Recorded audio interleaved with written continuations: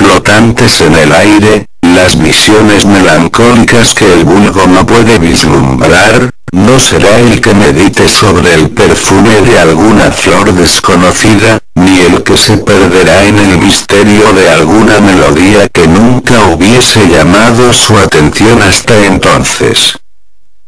En medio de mis repetidos e insensatos esfuerzos, en medio de mi enérgica tenacidad en recoger algún vestigio de ese estado de cuatro vacío aparente en el que mi alma había caído, hubo instantes en que soñé triunfar.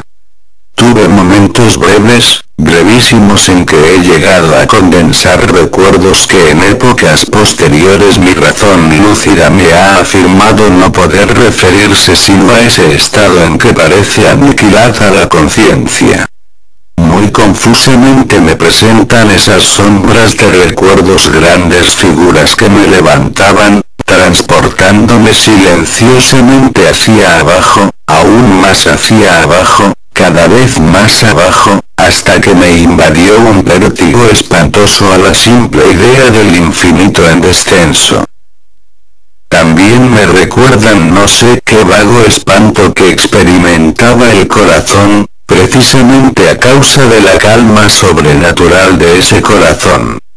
Luego el sentimiento de una repentina inmovilidad en todo lo que me rodeaba, como si quienes me llevaban, un cortejo de espectros, hubieran pasado, al descender, los límites de lo ilimitado, y se hubiesen detenido, vencidos por el hastío infinito de su tarea. Recuerda mi alma más tarde una sensación de insipidez y de humedad. Después, todo no es más que locura, la locura de una memoria que se agita en lo abominable. De pronto vuelven a mi alma un movimiento y un sonido. El movimiento tumultuoso del corazón y el rumor de sus latidos. Luego, un intervalo en el que todo desaparece. Luego, el sonido de nuevo, el movimiento y el tacto, como una sensación vibrante penetradora de mi ser. Después la simple conciencia de mi existencia sin pensamiento, sensación que duró mucho. Luego, bruscamente, el pensamiento de nuevo, un temor que me producía escalofríos y un esfuerzo ardiente por comprender mi verdadero estado. Después, un vivo afán de caer en la insensibilidad. Luego, un brusco renacer del alma y una afortunada tentativa de movimiento. Entonces, el recuerdo completo del proceso, de los negros tapices, de la sentencia, de mi debilidad, de mi desmayo. Y el olvido más completo en torno a lo que ocurrió más tarde. Únicamente después, y gracias a la constancia más enérgica, he logrado recordarlo vagamente. No había abierto los ojos hasta el momento. Pero sentía que estaba tendido de espaldas y sin ataduras. Extendí la mano y pesadamente cayó sobre algo húmedo y duro. Durante algunos minutos la dejé descansar así, haciendo esfuerzos por adivinar dónde podía encontrarme y lo que había sido de mí. Sentía una gran impaciencia por hacer uso de mis ojos, pero no me atreví. Tenía miedo de la primera mirada sobre las cosas que me rodeaban.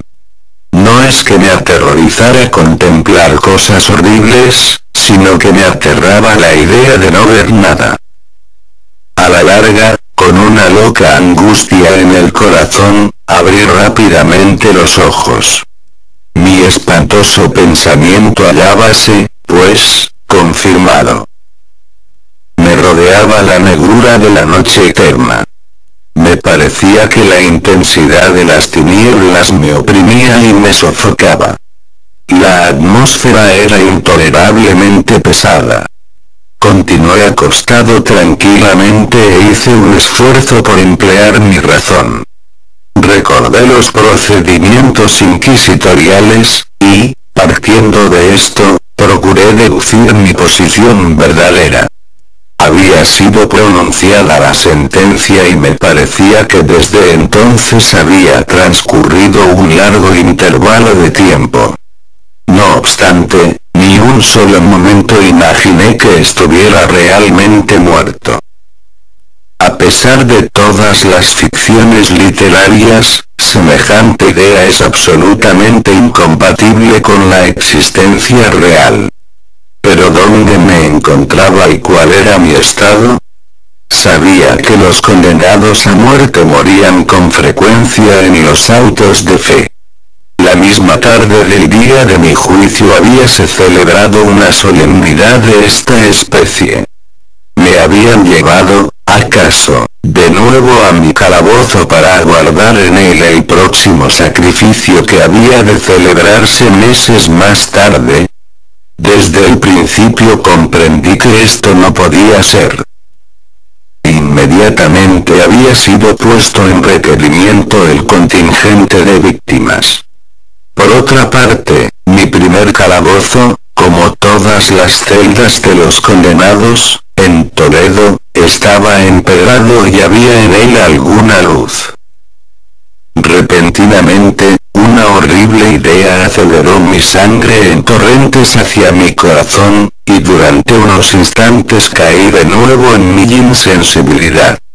Al volver en mí, de un solo movimiento me levanté sobre mis pies, temblando convulsivamente en cada fibra. Desatinadamente, extendí mis brazos por encima de mi cabeza y a mi alrededor, en todas direcciones. No sentí nada.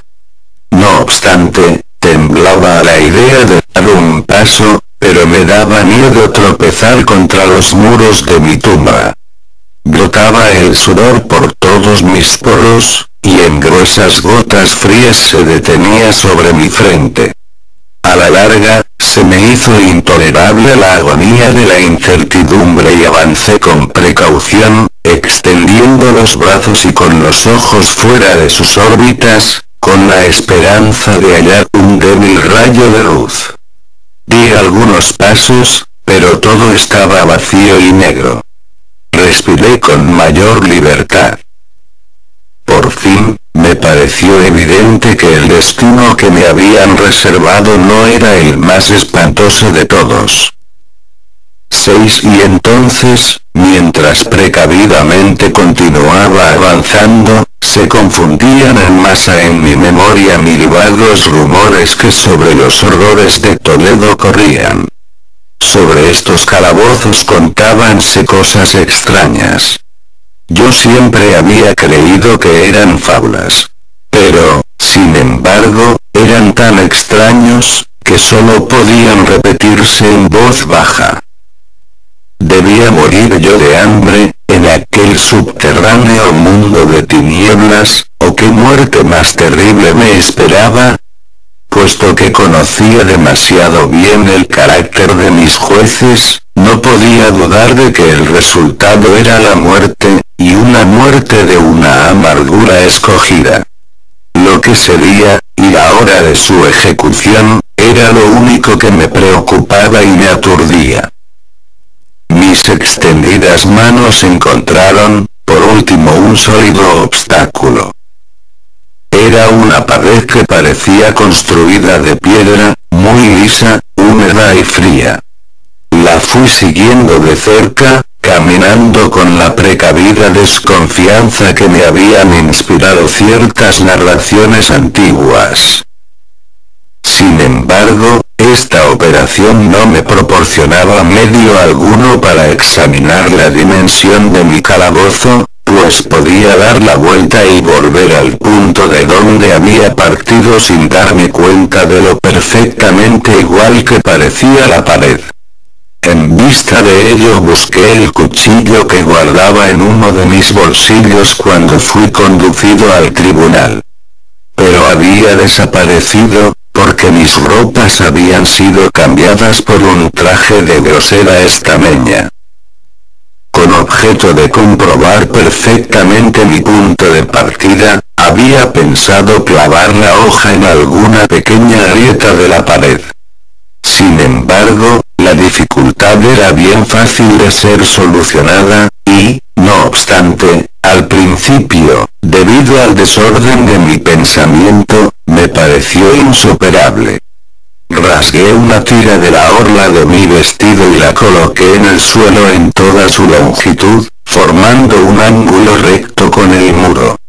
Recorriendo a tientas mi camino en torno a mi calabozo, al terminar el circuito tendría que encontrar el trozo de tela.